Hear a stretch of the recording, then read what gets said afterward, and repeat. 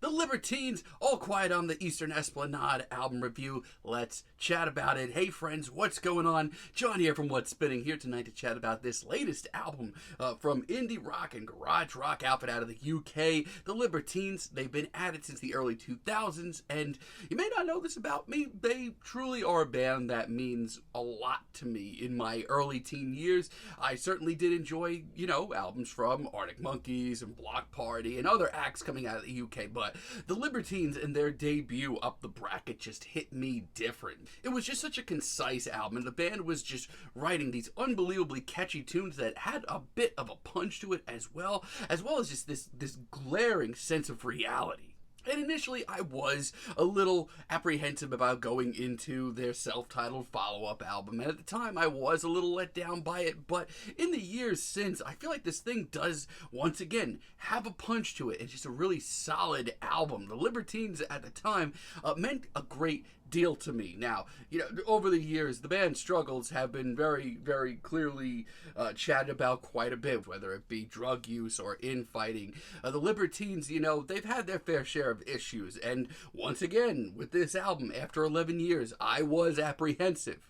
But for my money, I thought it was a decent album. It showed the band maturing in sound, and I thought the sound they were working with really worked with them at the time. It was interesting. Now, I've been waiting very patiently for this album. It took another 9 years to get here, and if you did tune into my albums I was anticipating in the upcoming months video I dropped about 2 months ago, I stressed I wanted this album to be so good, mostly for nostalgia, but just in general as well. And they've been dropping singles to this new album since late last year, and now that it's here, it's pretty darn good. Yeah, this album is not a bad one at all. As a matter of fact, I think it's really great. And yeah, that's probably 50% nostalgic and 50% just, saluting them for trying something new here. I do really enjoy this album quite a bit. Like Run, Run, Run, for example, this starts the album off. This was one of the earlier singles dropped here and one of the first that I heard. And it's the sort of rough and tumble but super catchy indie tune that I would have gravitated towards in the early 2000s. It's got an upbeat, sweaty riff, and I love the use of group vocals.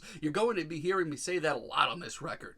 And while far from the youthful blast of energy and grit that the band once was giving out with their early releases, this is a very, once again, mature, sort of artsy leaning sound. A lot of this album sounds like they've certainly been listening to a lot of the last Blur album. And while this track is very retro tinged at its core, it's still an indie track deep down. They perform the hell out of it, and this chorus will stick with you all day. I also really just love the bluesy, broken down. We also have Mustang, which is this very cool, retro, broken down, bluesy track with a lot going for it. I love that piano riff. I love the percussion on this track and the groove that the band locks in on. It reminds me of a lot of the 70s art rock that I would have gotten into in high school. It's got pizzazz, it's got swagger, it's got character, and while not as upbeat and sweaty as their music once was, there's a lot to love here. I love the songwriting here as well, and that big group chorus, once again, it's really infectious. It's a great modern sound for the band. I just can't help but get caught up in this and just sit here with a big smile on my face. Have a Friend is really good too. This is one of the more upbeat and gnarly tracks here. It's always nice to hear the band in this vein. This is probably the album at its most winding and throttling. I love the riff that we get here. It just sounds, drunk half the time, the way that it's just moving out in different directions. We get a really classy guitar solo and some of the most passionate vocals on this entire record. This was meant to be a real passion project for the Libertines, and it comes off as such. And personally, Merry Old England is my favorite track here, and just an all-around great single. I love how bluesy and gloomy and downtrodden and tragic this track is. And it's opened up even further with just how the depth of this instrumental. It is pretty colorful. But it's also really beautiful, and the tragic sounds of this track are only multiplied by the group vocals at the chorus once again, and the one-liners that we're getting as far as lyrics go. As a matter of fact, the storytelling on this track is a real knockout. The lush strings, the passionate vocals, this sense of drama in the Libertines' music, I'm really happy that it's here. And listen, it's almost 5 minutes. You may not be into this, but for me, this is a serious experience and a great single. Just be careful with some of the ballads on here. They are very, sleepy and very dreamy, and sometimes that leads to a slippery slope. Like Man with the Melody. My God, this brought down my good mood so much, so fast. A shocking amount that I did not expect. This track is so incredibly boring. It is way too sleepy of a ballad that has nothing to fall back on. Instantly, the Libertines don't sound like they are nearly as into this more, modern sound. As a matter of fact, this is the kind of material that I was worried we'd hear more of here.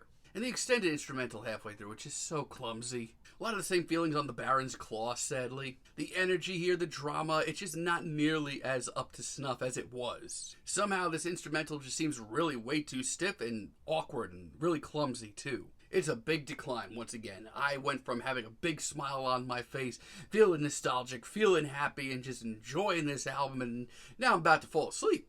But you know what? For the rest of this album, and this very much may be a me thing, I think that this is just a really classy, very well done album from the Libertines. Take, for example, Oh Shit. This is one of the most straightforward tracks that they've put out in years, but it's got a magic that works for me. I love this retro riff and this huge hook. I mean, everything about this track is just confident. It also has that youthfulness that the band had for many years. It's simple and just so effective. Also, Night of the Hunter is awesome. Love the storytelling on this track. Love the lyrics and the drama. It's a very unique track for the band and a really great single. Shiver was the first track that I heard from this album, and hearing it, I did not know what to think at the time. I thought it was a little too soft for my liking, but hearing it alongside of these other tracks in this vein makes it pop a lot harder. For a slower sort of ballad of a tune, there is still an urgency to this track. And once again, just really visual. Great stuff. Also, really love Be Young. The sheer chaos of this track. I mean, I personally needed a little bit more of this, but I can't complain.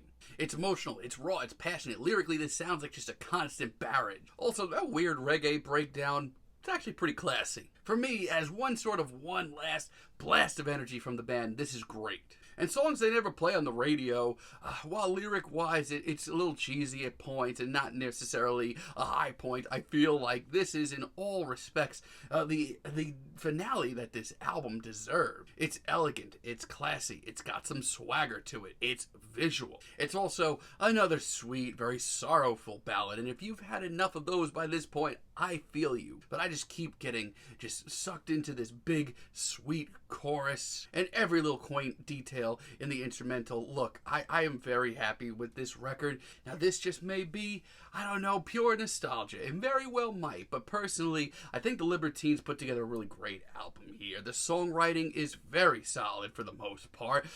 Usually, these ballads go over very well. The sort of artsy, retro rock aesthetic of this album is done really classy as well. Not to mention, it's just good to hear the band really pushing themselves and trying something new and have it sound as decent as this does. Yeah, this might just be a me thing, but for now, I'm feeling a decent 8 on this album. But let me know what you all think down below. If you liked the video, be sure to give us a like, give us a subscribe, and let me know down below what you would like for me to chat about in the future. And until next time, have a great day, friends.